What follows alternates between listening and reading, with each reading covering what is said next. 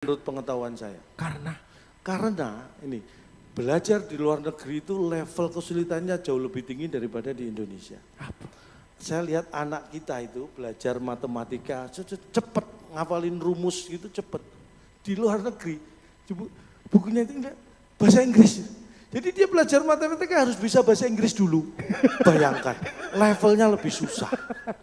Iya kan? Dan yang dipelajari itu, anak-anak kita itu kalau belajar matematika ya matematika, belajar fisika ya fisika, kimia ya kimia. Di Inggris, di Amerika saya lihat anak SD, SMP, SMA belajar matematika. Saya lirik bukunya bahasa Inggris. Padahal pelajaran math, matematika. Tapi bukunya bahasa Inggris. Sudah ganti fisika, saya lihat masih bahasa Inggris. Makanya nggak heran kalau mereka pintar bahasa Inggris. Karena belajarnya cuma bahasa Inggris. Anak kita itu jauh lebih. Tapi isinya tentang ilmu-ilmu tadi. Wah itu saya nggak tahu. Bapak yang nggak tahu. Yang belajar kan mereka, tapi yang saya tahu kalau itu bahasa Inggris. Oke. Bukan berarti saya nggak pengen pintar bahasa Inggris. Saya itu kemampuan maksudnya iya, di zaman sekarang dituntut ya. Bahasa internasional. Saya otodidak, saya belajar bahasa Inggris itu saya bela-belain, Pak. Saya ke toko buku, saya beli buku paling mahal. Mbak, buku paling mahal biar saya cepat pintar bahasa Inggris. Ini aja, Cak. Rahasia menguasai bahasa Inggris. Terus? Saya bayar, saya bawa pulang. Saya buka kosong. Kenapa? Halaman pertama sampai terakhir kosong. Kosong nggak ada isinya. Saya, Mbak ini kok kosong? Loh, namanya juga rahasia aja. Wah, ketipu saya. Ketipu. Terus? Nggak mana. Oke, yang lebih mahal. Kalau ini ada, Cak. Menguasai bahasa Inggris kilat. Oke. Saya curiga, nanti bohongi lagi kan. Saya intip dulu, oh ada tulisannya. Ada tulisannya nih, wah nggak dibohong. Saya bayar lebih mahal. Saya buka di rumah, isinya cuma flash. Saya buka flash. Ternyata bahasa Inggrisnya kilat, itu flash. Saya hanya menguasai bahasa Inggris kilat, kata yang lain nggak tahu saya. Enggak. Flash. Terakhir ini gedek saya, akhirnya saya balik lagi. Ini Mbak, ini kalau sampai menipu lagi jangan harap ketemu saya. Yang paling mahal, wadah ini Cak. Ini 30 menit lancar berbahasa Inggris. Nah, ini buku yang walaupun mahal saya beli dan terbukti benar. Karena sampai di rumah saya dalam 30 menit itu lancar bahasa Inggris. Menit ke 31 nggak bisa lagi. Wah cuma 30. Tahu gitu kan saya irit-irit ya kan. Biar agak panjang. 30 menit dong. Nah, itu makanya hati-hati. Walaupun seperti ini anak saya Pak.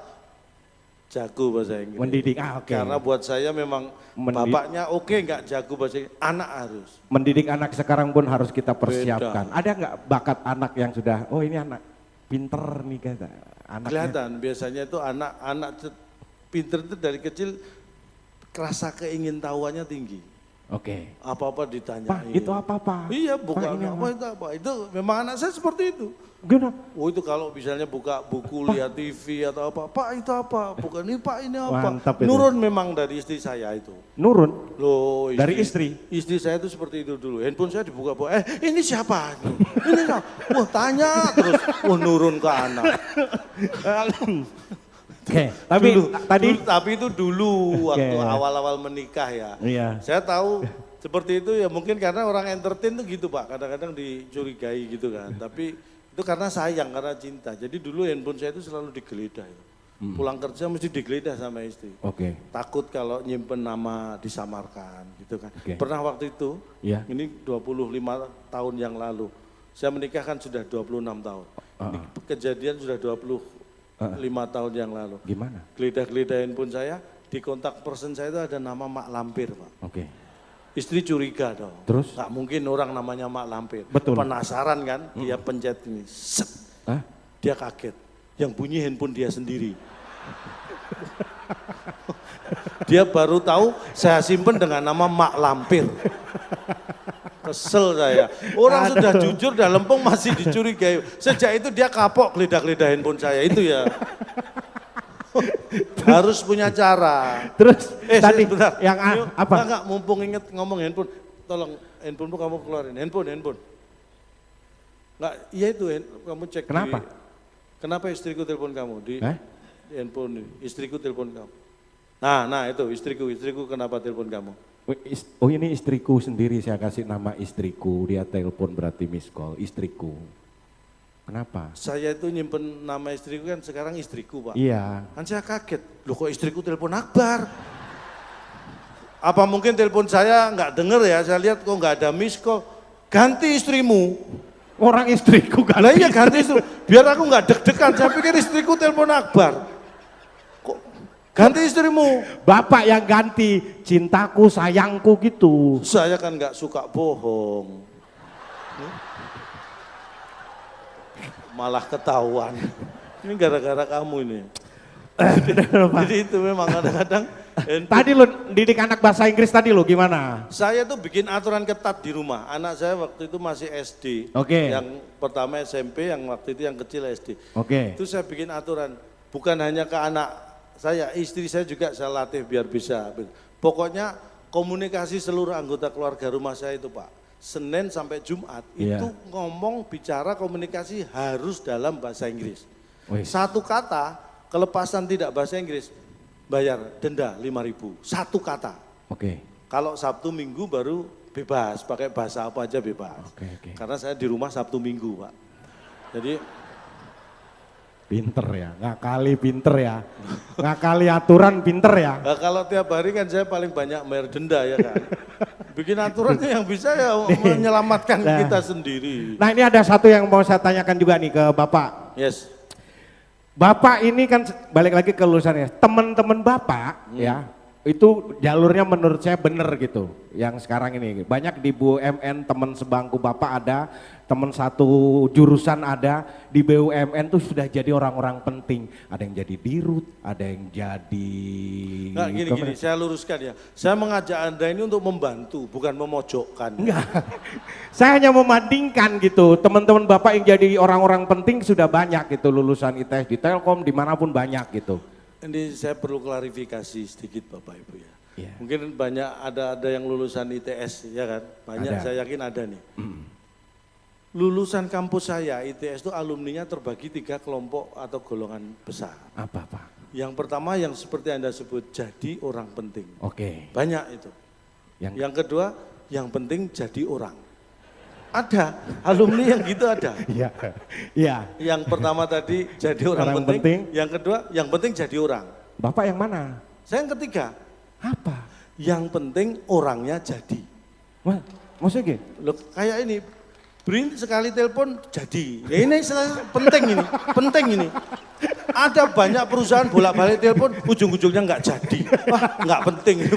Sama dengan penelitian Pak ya. Apapun. Yang penting jadi. Buat saya itu yang penting orangnya jadi. Itu lebih penting daripada jadi orang penting. Oke. Gitu. Nah, memang sekarang inovasi, teknologi, riset dibutuhkan apalagi kita memasuki yang namanya era digital. Kayak contohnya ini ya, ini kan gedung. Ini adalah satu penghormatan kita untuk Bapak B.J. Habibie, tepuk tangan untuk Bapak B.J. Habibie, seorang ahli dalam hal pesawat terbang. Ya, memang salah satu putra bangsa yang ahli pesawat terbang. Makanya saya banyak belajar tentang mobil. Mobil. Pernah nggak Bapak melakukan riset tentang pesawat terbang misal? Saya banyak melakukan riset tapi bukan secara teknik ya, tapi secara tentang pesawat terbang loh. Saya itu kemana-mana Anda tahu sendiri. Oh ya, oke. Jadi ada perilaku-perilaku di pesawat terbang yang mungkin menjadi tidak kita sadari. Iya. Tapi itu membuat saya muncul pertanyaan. Oke. Contoh sederhana, saya itu kalau naik pesawat paling seneng Pak, mohon maaf duduknya yang di window, di jendela. Karena biar saya kalau sudah naik pesawat saya pengennya istirahat tidur. Kalau saya duduk di tengah nanti kalau ada penumpang yang di window mau ke toilet apa ganggu, jadi saya mending milih di pinggir biar nggak terganggu dan tidak mengganggu. Oke. Tapi ada muncul pertanyaan sederhana. Saya kalau tidur saya biasanya kan saya tutup itu jendela. Iya. Tapi setiap mau take off atau mau landing, saya dibangunkan sama pramugari untuk buka jendela. Oke. Padahal menurut saya kan saya tutup jendela itu kan pandangan pilot nggak terganggu. Enggak. Kenapa pilotnya di depan? Pilotnya di depan. Kalau saya tutup jendela di samping saya kan harusnya nggak terganggu. Tapi saya sampai dibangunkan pramugari suruh buka. Padahal waktu giliran bagi makanan saya dilewati loh, nggak dibangunkan. Ini giliran mau take off, mau landing dibangunkan hanya untuk suruh membuka jendela. Terus? Saya penasaran ini. Wah. Akhirnya saya ya googling di Yahoo ya, saya cari. Googling di Google dong. Googling di Google. Beda server. Oh googling di Bapak. Google. Berarti kalau di Yahoo harusnya saya Yahing ya. Ya. Saya Yahing. Wahing, bersin tahu enggak. Terus melakukan riset juga tuh. Saya melakukan. Berapa tahun Bapak riset gitu tuh? Saya itu sebenarnya kalau dihitung tahun ya lumayan lama ya. 10 hari. Setahun. Apa hasil riset Bapak? Jadi hasilnya ternyata begini. Pesawat itu, apalagi pesawat komersial yang memuat banyak penumpang dengan beban yang luar biasa. Ternyata saat krusial dari sebuah pesawat itu adalah saat take off dan landing. Justru waktu ketinggian aman-aman aja, siapa sih yang mau turun dari situ? Enggak ada. Aman. ini Makanya kalau di atas itu udah tenang. Iya, aja, paling bergetar itu pada saat iya. Gitu. Nah itu karena apa? Karena saat take off dan landing. Ini take off ya. Oke. Itu tenaga pesawat itu maksimal. Bahan bakar itu otomatis maksimal dikerahkan untuk mendorong mesin pesawat. Itu saat krusial. Karena itu full power. Tidak boleh terjadi masalah di pesawat. Karena kalau ada konser, ada masalah electrical bahaya itu. Karena itu full power. Take off juga gitu. Kecepatan di udara bertemu dengan di darat. Itu butuh, makanya pilot itu ujiannya di situ. Itu saat krusial. Makanya saya akhirnya menilai bahwa kenapa saya dibangunkan suruh buka jendela. Ini lebih kepada apa ya? Goodwill lah ya, kebijaksanaan dan niat baik dari maskapai. Supaya penumpang itu membuka jendela saat take off dan landing di saat krusial. Supaya bisa melihat pemandangan di luar. Kenapa? Siapa tahu itu pemandangan terakhir yang bisa dilihat. Itu ya. Saya pahami seperti itu. Loh iya loh, saya melihat sisi positifnya. Loh iya kan. Jadi mungkin kalau boleh ngomong, Bapak mohon maaf jendelanya dibuka, silakan nikmati Pak, siapa tahu itu terakhir. Gitu. Karena take off landing krusial, bahaya itu. Jadi saya akhirnya bisa menerima dengan baik. Sudah nggak pernah bertanya-tanya lagi saya. Nah, itu Bapak teliti semua yang di situ gitu ya. Makanya akhirnya saya setiap udah saya buka. Lampung di sini, itu di sini gitu biasanya. Ada. Contohnya lagi ini ya. Ini sederhana. Kalau kita duduk di pesawat, begitu duduk di depan kita sudah ada tulisan. Ya kan? Memindahkan, membawa pulang pelampung itu kurungan 2 tahun atau denda 200 juta. Bayangkan, memindahkan pelampung pesawat itu diancam kurungan 2 tahun atau 200 juta. Awalnya buat saya nggak masalah, tapi setiap mau take off ini yang saya kesel. Pramugari selalu pelampung berada di bawah tempat duduk Anda. Awalnya saya nggak tahu Pak, pelampungnya itu di mana. Ini dikasih tahu tempatnya. Padahal mindahin saja 200 juta dendanya. Kalau saya nggak tahu kan aman, nggak mungkin mindahin. Ini dikasih tahu tempatnya, kan mancing-mancing ini. Apa iya ya? Kan gitu ya. Iya kan? Begitu saya pindah, nah 200 juta Pak gitu. Kan ngeselin. Untung iman saya kuat Pak. Oh loh, saya sewantai aja. Masih dilanjutin menggodanya. Sudah dikasih tahu tempat pelampung, saya masih tenang. Dikasih tahu cara make. Masukkan melalui kepala, kencangkan, tiup. Loh, bawa mindahin aja di denda, ini dikasih tahu cara make. Kan kadang-kadang pengen nyoba ya, apa ya gitu Mak. Jadi untung ya, iman saya itu kuat, jadi alhamdulillah. Jadi makanya penting punya asuransi itu seperti itu. Kenapa? Karena begini, kalau orang yang tidak punya asuransi jiwa ya terutama, menghadapi situasi seperti itu, saya bisa membayangkan psikisnya pasti berat itu. Kenapa? Kalau punya asuransi itu tenang. Orang nggak punya asuransi, itu kalau terjadi sesuatu di udara, terus ada instruksi pakai pelampung, dia kan pasti mikir, mindahin pelampung 200 juta. Ini kalau sampai terjadi apa-apa, toh akhirnya meninggal, kalau nggak punya asuransi, santunan 100 juta. Tapi bayar denda mindahin pelampung 200 juta. Jadi mohon maaf nih, sudah meninggal utang 100 juta. Apa nggak mumet, makanya penting punya asuransi. Biar tenang. Baik, itu banyak riset. Sebentar. Kenapa Pak? Sampai jam berapa? Ini sampai Harteknas, ini Harteknas. Hari Kebangkitan Teknologi Nasional ke-20. Ya berikutnya, sampai tahun depan ya? Iya, sampai tahun depan kita Pak ya. Nggak masalah, asal Bapak Ibu betah, saya enggak. Ini Harteknas yang ke-28 ya Pak ya? 28, saya ucapkan selamat untuk Harteknas ya. ke-28. Dan kita juga ucapkan selamat dan juga sukses untuk nanti Hari Kebangkitan Teknologi Nasional yang ke-29. Nanti masih jauh. Ya saya kasih DP ucapan dulu.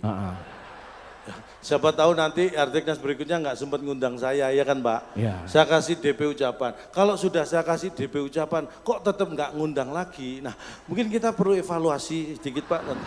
Kita perlu riset lagi Pak ya. Kita riset lagi. Tapi apapun semuanya, mari kita bangkit bersama di dunia. Sekarang dunia serba digital Pak. Itu. Digital. Jangankan bapak-bapak ibu-ibu yang canggih, saya pelawak aja. Saya hadir di sini karena digital Pak. Saya hadir di sini karena digital. Hah? Jadi begitu antara BRIN dan manajemen secara digit sudah cocok, nah saya hadir. Digital. Digit adalah segalanya, digital. Iya. Digital. Apapun itu ya.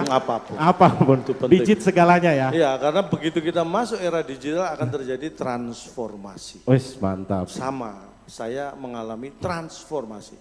Begitu ada transferan, saya dikasih informasi. Okay. Ya, itu transformasi. Karena itulah masa-masa transisi. Apa? Karena begitu ada transferan, kantong saya terisi. Transisi. Berarti saya belum transisi Pak. Nah, kamu memang tidak era digital. Kamu masih Maksudnya bukan itu, digital adalah bagaimana kita siap menyambut perubahan Betul. dunia. Semua itu simple Pak. Ya. Apa ya di sektor ekonomi aja dah, bayar-bayar. Bapak dulu kalau kemana-mana bawa uang pasti tebel lah, banyak. Kita paling sekarang cuma bawa uang 50.000 atau apa, belanja. Karena semua bisa pakai handphone. Benar. Bayar aja sekarang nggak perlu ngeluarin uang. Bayar aja sekarang paling cuma tidit beres sudah. Beliau-beliau ini orang terhormat semua. Kenapa? Masa belanja pakai didit? Loh enggak. Loh, tadi semua dengar loh ya, Pak, Bu. Kamu bilang apa tadi, belanja didit, belanja pakai didit. Enggak, maksudnya nggak sopan banget. Maksudnya gini, tit. Nah, sekarang dikasih jeda, tadi enggak. Saya kaget, masa bisa belanja pakai didit? Saya bisa belanja banyak dong. Ada kembalian lagi. Traktir Pak. Traktir. Memang semua ya ini namanya teknologi Pak ya.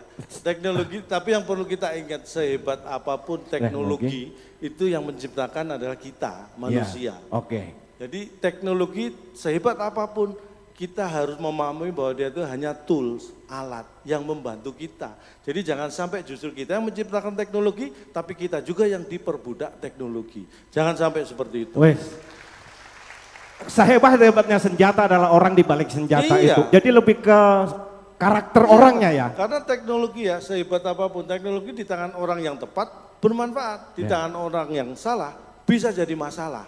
Ini contoh aja. Apa? Ini handphone ya. Ini contoh orang diperbudak teknologi atau tidak. Ini salah satu. Ini membedakan kualitas kita ini Pak. Mohon maaf.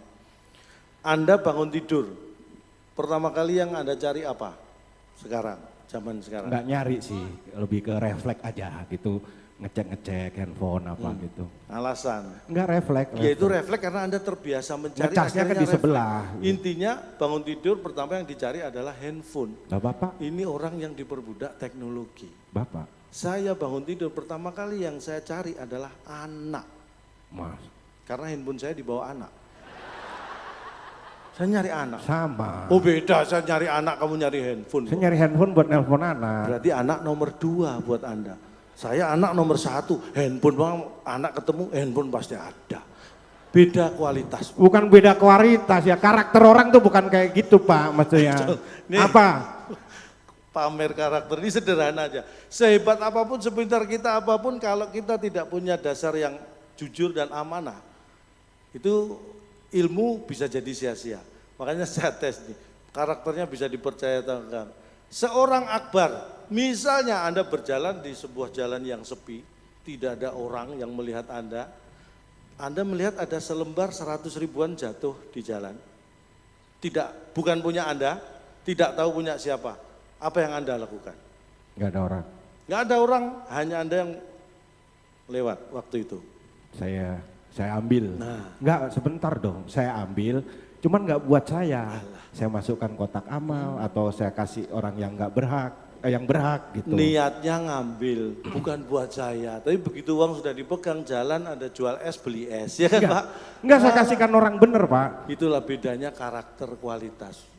Saya dalam kondisi seperti itu, saya tidak akan ambil uang tadi. Bapak nggak ngambil? Tidak saya ambil. Kok hebat? Kan sudah kamu ambil. Duh, kan saya jalan sepi ada 100 ribu selembar jatuh, kan sudah dia ambil. Terus saya ngambil apa? Ya saya harus nunggu ada yang jatuh lagi biar bisa ngambil. Wah, otaknya cekak Pak, enggak pemahamannya. Aduh. Itu beda karakter. Beda karakter.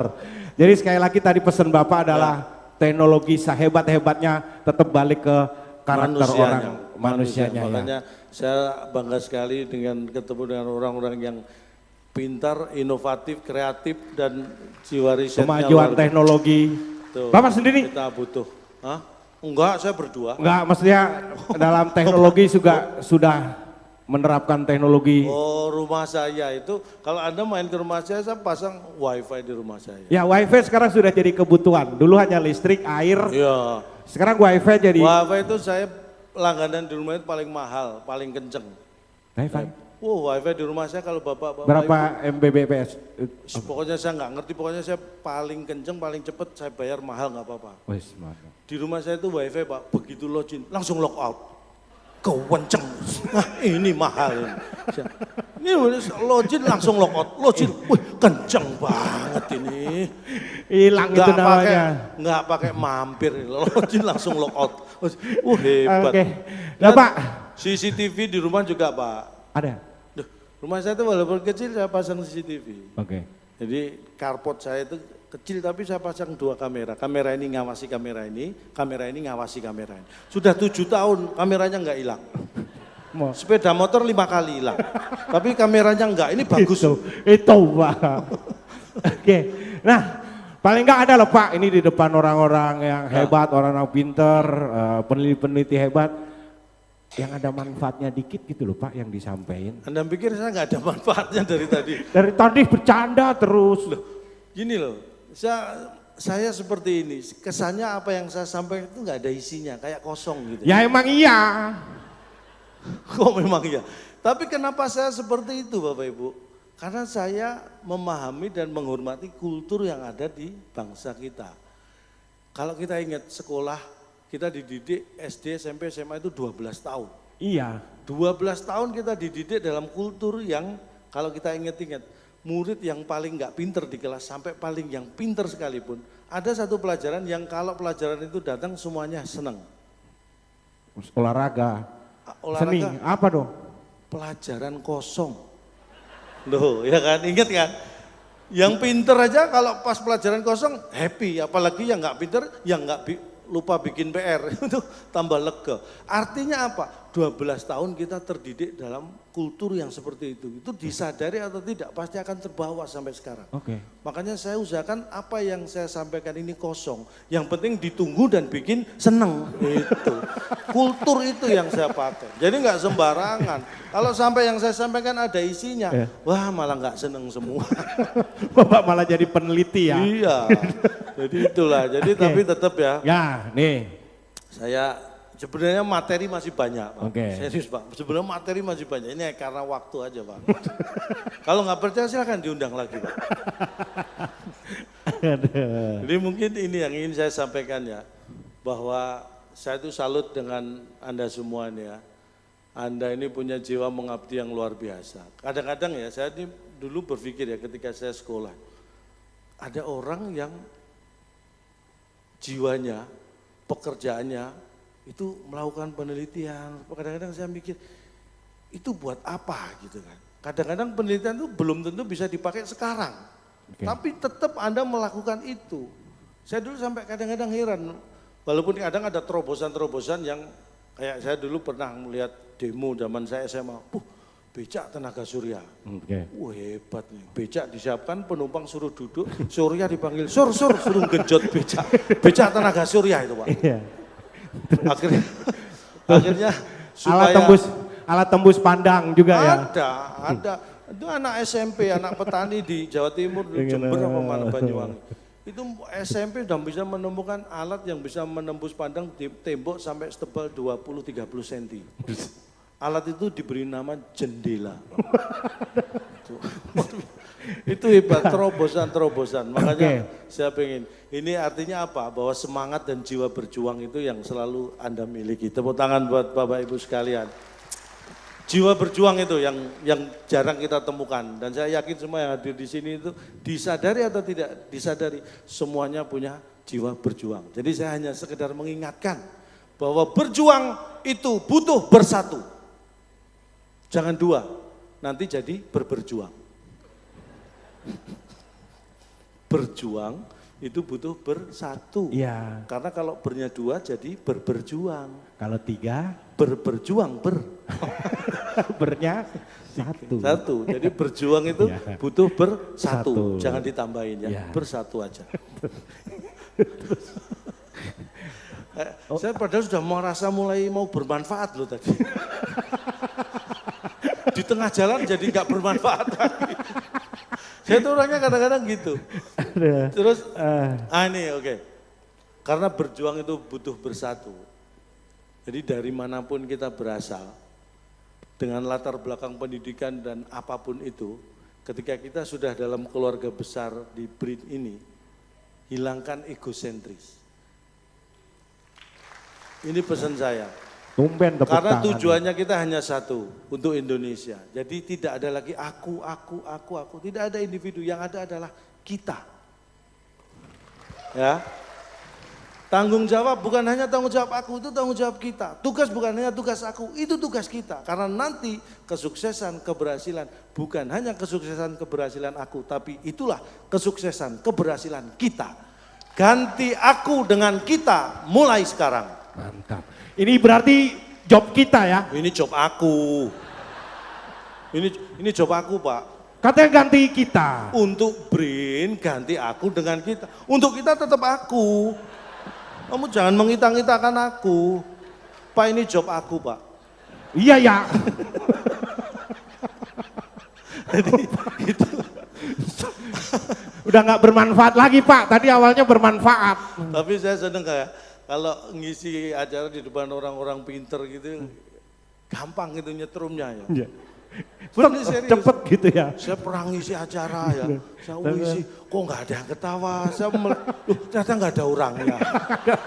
Apalagi di depan, ada kan pimpinan tuh kaku yang nggak ketawa, ini nyantai, Bapak santai orangnya santai. Enak ini saya seneng sekaligus deg-degan.